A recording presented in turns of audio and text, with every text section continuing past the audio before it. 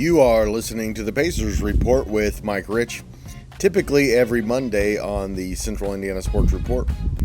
This week joined by Mike Hutsell and Tipton Tribune and Elwood Call Leader sports editor Michelle Garmon to discuss season expectations now that the roster seems set. Welcome, Pacers fans, to the Central Indiana Sports Report for this week's Pacers Report with Mike Rich.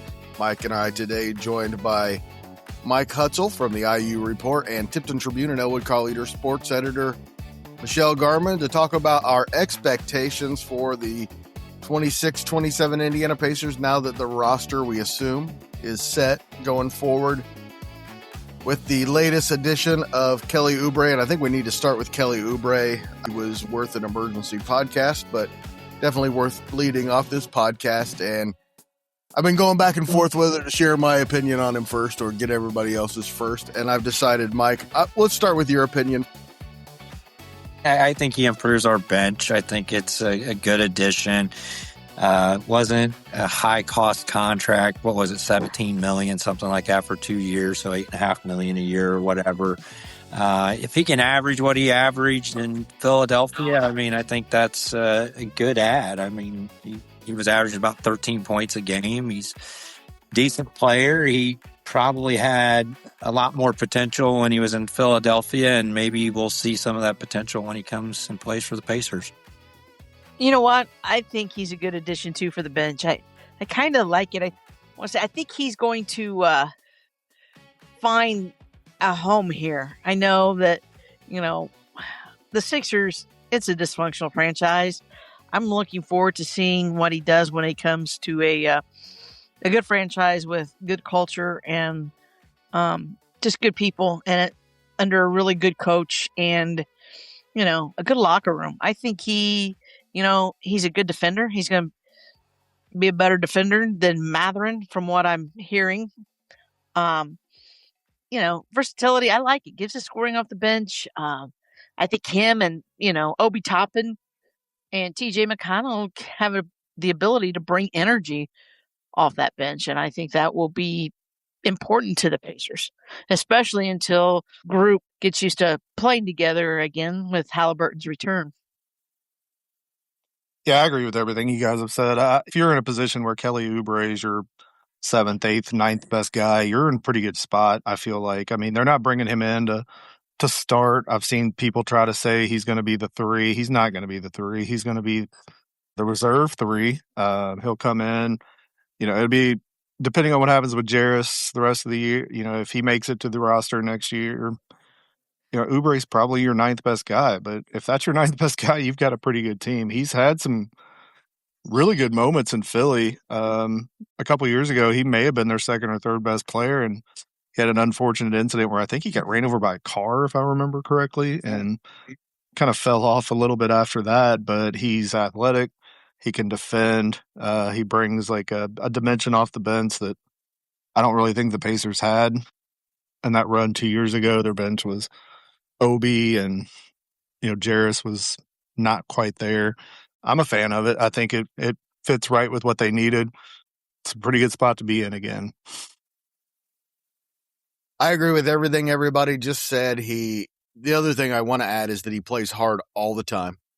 He's a guy who is, when he's on the floor, he's always playing hard. In fact, sometimes the 76ers would just give him the ball and be lazy and watch him play when they were being lazy, which is a pretty typical thing with that 76ers team with Embiid. And anyway, the only thing is he's a good scorer, a good defender, a good rebounder for his size, and he is exactly, like Michelle already brought him up, exactly the same player as Benedict Mathurin, who they kept saying did not fit in with this team.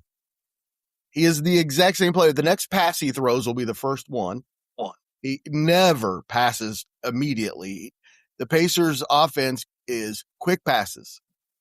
He is a black hole. He gets the ball and he holds it, just like Benedict Mathurin did. He is an incredible one-on-one basketball player. I'm just not sure he fits in with the Pacers. But if you trust in Kevin Pritchard. He's always I've always disagreed with his moves, and they've always disproven me. And if this works out right and he becomes the go-to scorer on the second team, it could be a championship winning move. I just doubt it.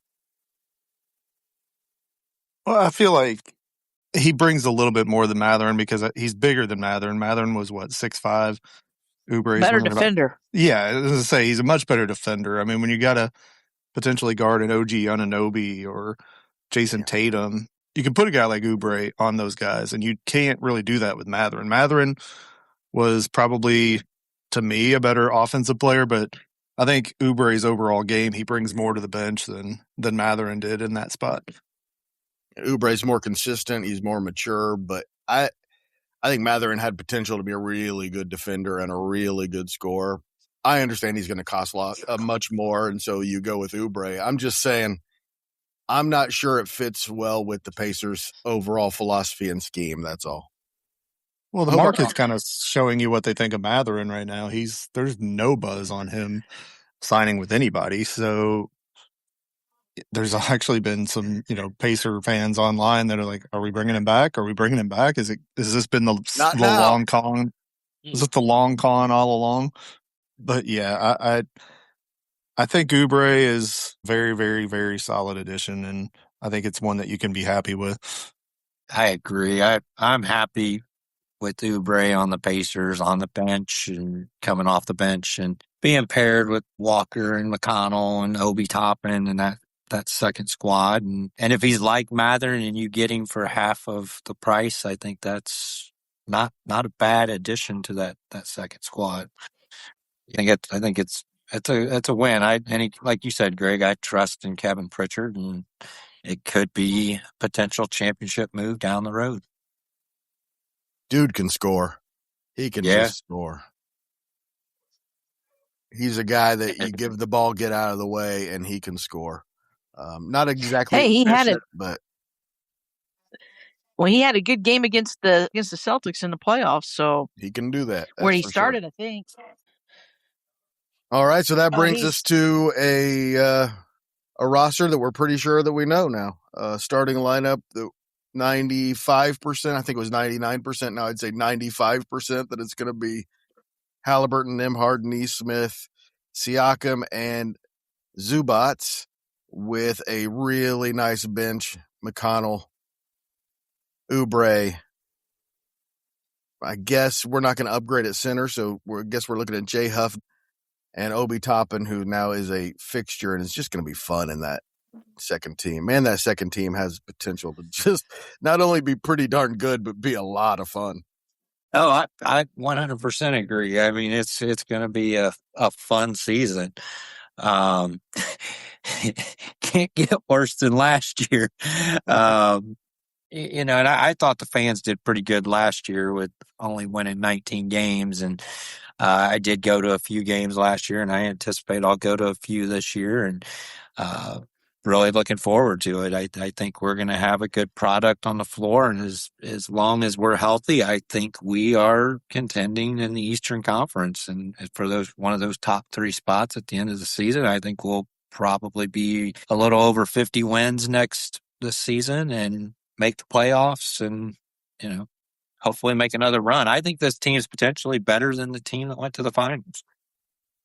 Well, I think so, mainly because we got a much better five. Mm-hmm. No question.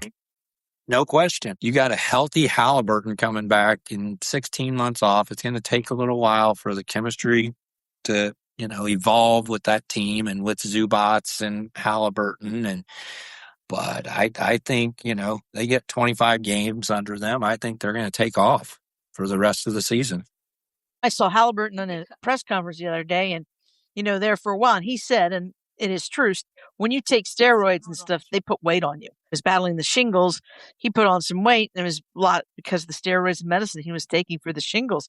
But I looked at him the other day, and I thought, darn, man, he's lost that weight. He looks back to being, slender again, and I don't doubt that he's going to be biting at the bit. He's going to be ready when camp opens. He's going to be ready to attack it. I love the fact that the Pacers gave him that extra time And I think it was beneficial, especially since he did get shingles there late last year. So, I'm excited. I'm excited to see it. I want Nimhard and Naismith to stay healthy this season.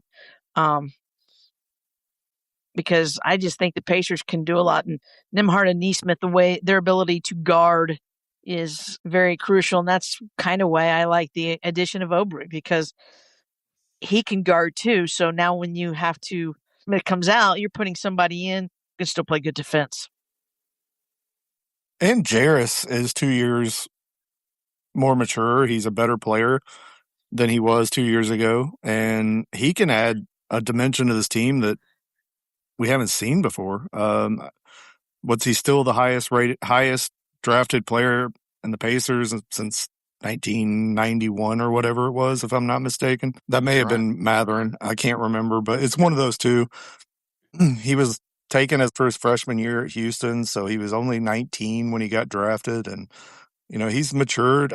At the end of last year, he was playing pretty well, and I really look forward to seeing what he can do. I'm kind of been hesitant and seeing his name thrown around so much in trade talks this year because I think he impacts the overall ceiling of this team so much, I feel like, because if he can add just the element that maybe the other teams have been lacking, he's a 6'9" guy. He can shoot, he can defend, he can play outside, inside. I really look forward to what he can add to this team and its overall potential.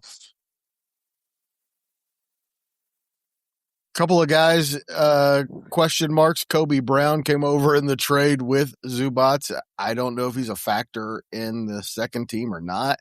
Same with Johnny Furphy coming off the injury. We kind of saw progress into the starting lineup, of course, with all the injuries, but it looked like it would be him at least contributing for this team that at least has visions of being a championship team. Well, Rookie won't even be back till mid-season. He won't be ready for the start of the season. Last report I saw, it would be around mid-season. He could probably be back.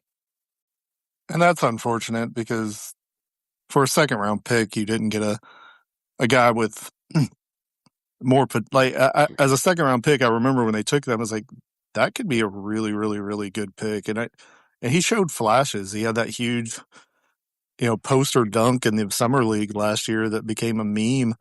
I mean, that just kind of showed the athleticism that kid had. And I think, I can't remember. I know it was late in the year. I can't remember exactly how late it was when he hurt the knee. So if you're looking into like January or February before he's realistically on the court, that's unfortunate, but he could be as good of a trade deadline addition as some of these other teams are going to be able to go out on the market and get.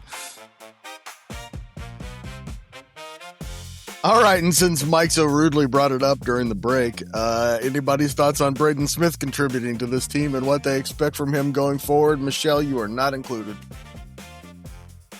What is Michelle a hater? I like Braden Smith. I just don't see him as an NBA player. He's not athletic enough, quick enough, or big enough to guard these guys that play guard at the NBA level, especially the guys that play point guard. Braden Smith, I hope you're listening to this podcast and that just fuels you. Oh, come on, Mike. You really think he could guard a Nimhard or a Halliburton? Not right now. He's going to guard him in practice. Not right now. A Derek White? No. Not right now. But he'll work hard, and he potentially could. Hey, Hutsell. Like I said, I like him. Unfortunately, he wasn't blessed with size or a lot of quickness. And, I really noticed that this year because some of the games Purdue struggled is because he couldn't stay in front of guys. He couldn't stay in front of the freshman from Illinois. The Elite Eight game was a great example of that. I mean, the first half, he didn't play great at all in that game. And Arizona just manhandled him, I thought. And then in the second half, when the dam cracked and it all just fell apart for Purdue, I mean, he was just getting abused by Arizona in that game. And I don't see it. But then again, this is a league that took Bennett Sturts in the first round, so I don't really know what the difference is between those two. And in some ways, Braden Smith seems like a better player to me than Bennett Sturts. So I wasn't a fan of the move. I don't think it was a great move. I do understand that by making the move, they got some roster flexibility, and they were actually able to sign a Kelly Oubre because they got rid of Cam Jones's guaranteed contract. So from those standpoints, I understand some things, but when I look at a Jamari Sharp who played at Houston and was still on the board there, and I'm thinking, who do I really want in that spot in the second round? Do I want the mascot or do I want Jamari Sharp? I'm taking Jamari Sharp.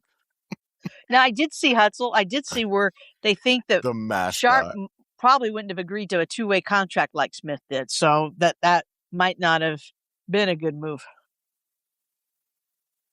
I think it's Westfield hate. I think that's what it is. I think that's Tipton Westfield hate. That's what it is. I don't even know where Westfield Greg, is on a map. Smith. I knew he was going to be a great player when I saw him play as a freshman in high school.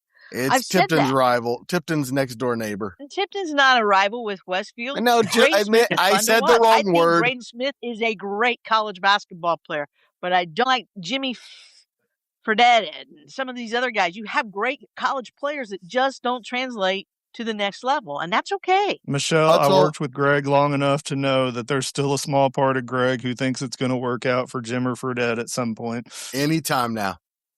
Greg was going to run the lineup of Jimmer Fredette, the McDermott kid. Who else was Greg just completely enamored with back in the day? Those two were going to be his core. We're not going to name names. We're never going to name names on the players that I thought were going to be good who weren't, and the players I thought were going to suck who turned out to be really good, because it's a long list. Doug McDermott and Jimmer Fredette were Greg's first two picks in every draft.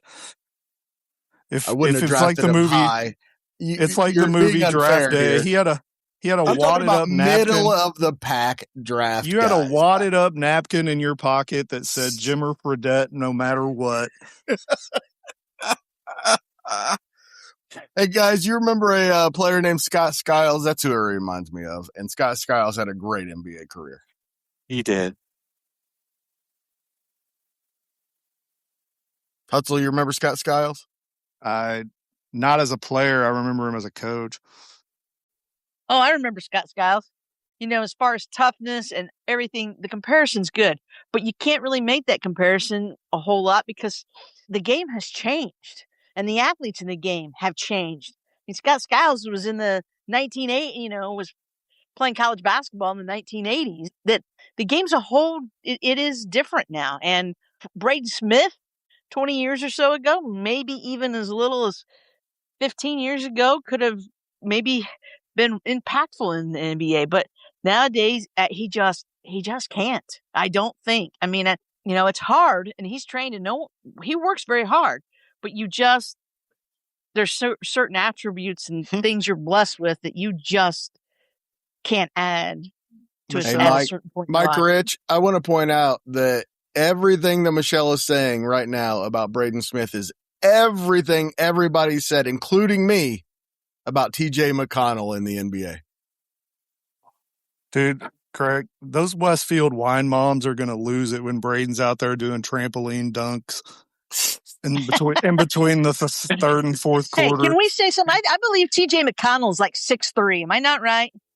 6'3", 6'4". Braden Smith is not over 6. I think they're generous. If he's over 6 foot, it's a little over. TJ McConnell is 6'1". He's 5'10", 5'11". 5'10", 5'11", and TJ 6'1". There's not much difference. And I hope whatever signing bonus he got, he did a tattoo removal. Dear God. That may be the ugliest tattoo I've ever seen. It was just hideous. Good call. All right, quick break. We're going to come back and get our predictions what's going to happen this season.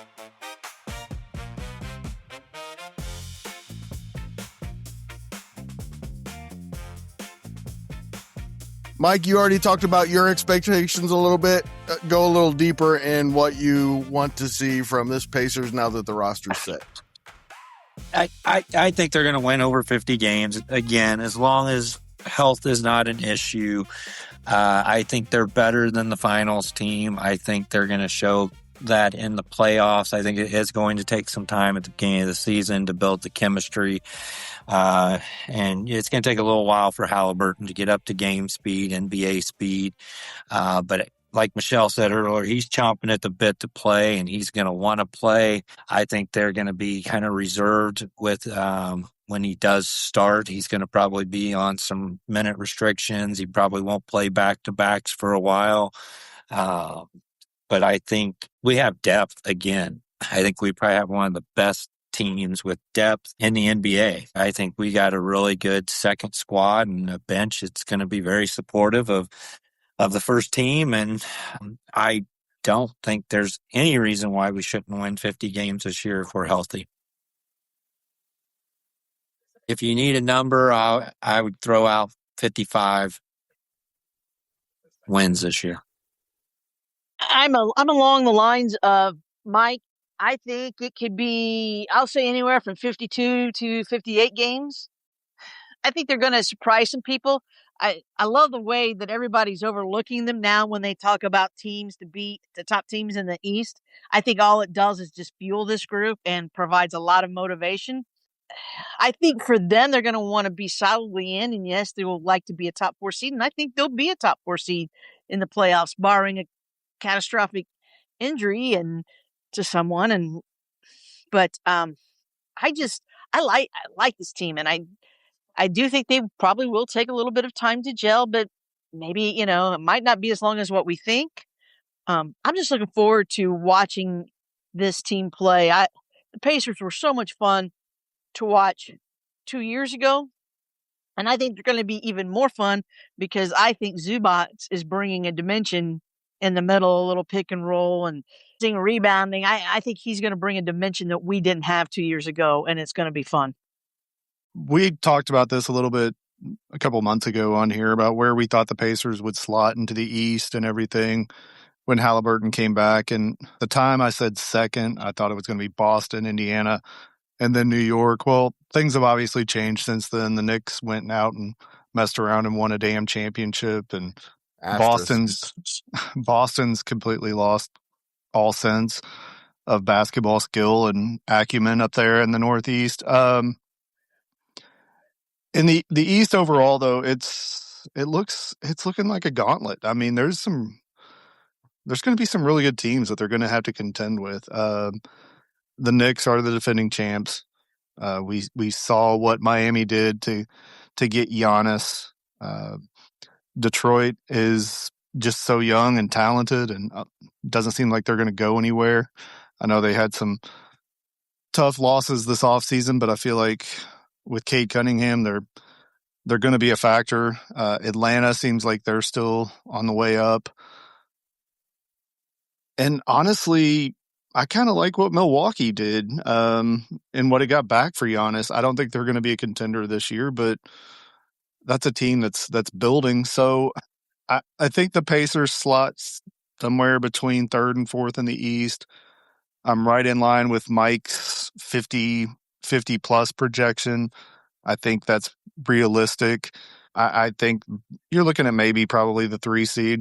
And if I was to predict right now, and we know with this team, when they get into the postseason, they seem capable of doing just about anything. And a couple years worth of great postseason run, the other shoe fell, and feels like since Halliburton on Father's Day or whatever that was in Game 7 has been nothing but a dark cloud for this franchise. So hopefully that starts to lift and they come back and are as good as we all say they're going to be here on this show.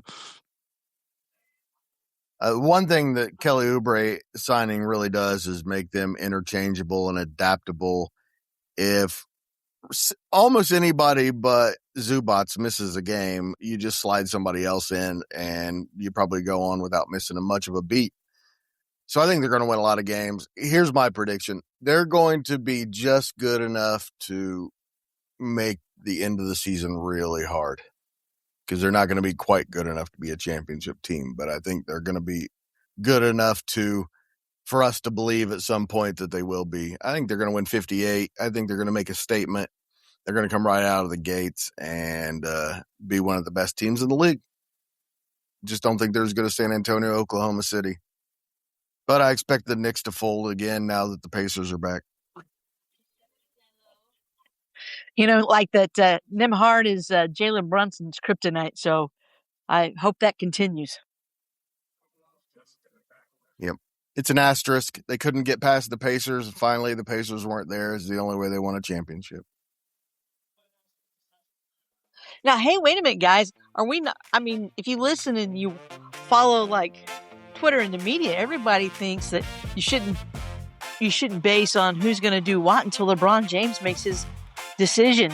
It's kind of a good point. I think he could make a difference. He's gearing up to do another one. He wants another media spectacular like he did when he took his talents to Miami Beach. But That's right. I'll be honest. I bet you there's a lot fewer people interested in where he's going to end up playing next year than there were all those years ago. Thanks, everyone, for listening. Everything here is a bonus to the Pacers report because he really might make a difference in who's the champion. He is still good enough to do that. And if he goes to the right place, man, it could make the difference. And I hope I hope he goes to Golden State. I hope it's not for the Pacers' sake. I hope it's not Philadelphia. Me too. Same here. He wouldn't fit with Giannis, so it wouldn't make a whole lot of sense. But Cleveland, that would be a little scary as well. That would change the dynamic of that team. Hopefully, he stays in the West. Well, do you think he thinks the Knicks? Because I'll tell you what, I can't see two alpha. I can't see two alpha dogs. Him and Brunson. I can't see Brunson seeding being an alpha dog. That would be a hilarious career move for LeBron James. He'd just own that he's a giant bandwagon jumping jackwad. That we can. Somebody asked me on the Purdue report. Jake asked me if I would take LeBron James and a championship, and I finally decided no. If it takes LeBron James to win a championship, that's what everybody will say, and I wouldn't even want it. What do you guys think? I think he would destroy the chemistry of the Pacers. I just don't think he's a Pacers. I'm just saying, if it worked and he came and they won a championship, would you want a LeBron James Pacers championship? I just don't think it would happen. So I could say no because I don't think it can happen with LeBron James this year because he thinks he's got a coach. I think the Pacers would have been his best place talking about just fit, but I think so too. I think he would be a fantastic fit, but I'd hate for him to be on that team. Yep, me too. I wouldn't take the championship. I wouldn't want the championship. Here's the thing. If LeBron James joins the Pacers, I won't watch the Pacers because I don't like watching LeBron James. Why? Wah, wah, wah, wah, flip, flop, whatever. Don't like it. And a lot of people really believe he'll put pressure on the next team to trade for Bronny, and that would be a terrible move. What are you talking about? He took his kids to Los Angeles and it was like, I need to go get cigarettes. And he's like, I'm out. Yeah, but he made sure that contract got guaranteed before he said he was out. He got that guaranteed deal in L.A., and he's like, I got to go get milk. And they never heard from him again. Man. He's buying for Bryce now, right? No, he doesn't have the power to do that anymore. He's not swaying stuff anymore. Giannis didn't even have the power to do that. No. If you can win a championship when your best player is Jalen Brunson, it changes the equation, doesn't it? Yeah. Not that Jalen Brunson wasn't great, but Karl Anthony Towns was pretty damn good too. Yeah. Well, and let's not forget, I think the whole key to them winning was an IU OG. guy. Yeah, an IU guy, of course. Let me guess. Well, I wouldn't normally say that, but I mean, OG brings so much to the table, and you just don't think about him very often because he's not flashy. He's not, he just goes and plays hard. He's good. Oh, I don't know if I've said it on this episode yet or not, but fuck the Knicks. Fuck the Knicks. Fuck New York. Fuck the Knicks, the Yankees, the Mets, the Giants, the Jets, the Liberty, the Rangers, the Liberty, Islanders, St. John's. Hey. There will be no Islander slander on this show.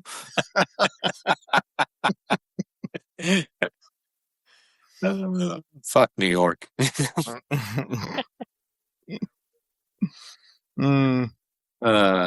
Thanks, everybody. That was fun. Well, we're going to do it again. next. What night again, Mike? If anybody wants to join us for a summer league preview, I don't know if you guys are going to want to do that, but was it Sunday? Yeah, Sunday night. Yeah. So yeah, if you want to join us, feel free. I'll let you know. But I'll be watching it, so I might as well talk about it, right? Big Ten's got a lot of guys on summer rosters. The conference itself. Dude, Reed Bailey being on an NBA summer league team just blew my mind when I saw it. So. Where's he? He's with Phoenix. Ooh. But think about it, Mike. He's more of a stretch 4 at the NBA level than a 5, even though he's 7 foot tall. So I mean, that where he doesn't have to go in and mix it up with the big boys. Oscar Clough with anybody? Yeah, he's with the Rockets. I can't imagine how bad defensively he is in an NBA uniform. Who's this? Oscar Clough. Oh, yeah. Yeah, the Purdue's got Oscar Clough, of course, Braden, Trey Kaufman-Renn, and Fletcher are all playing summer league ball. Oh, my God. Fletcher Lawyer's playing for somebody.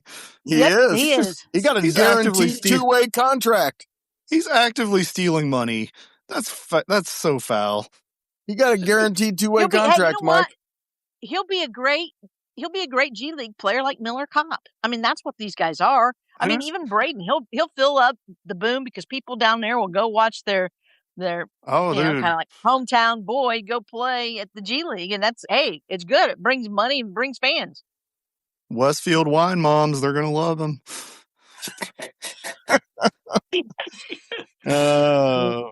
Did you see Braden play when he was in high school? I did not. Really? I ought to go watch. I've seen the clips of his brother, but I haven't seen him live. I might have to try to catch a game just so I can compare the two, just to compare where his brother's at. It'll be interesting. Yeah, I don't know that he has the same. I hope it doesn't do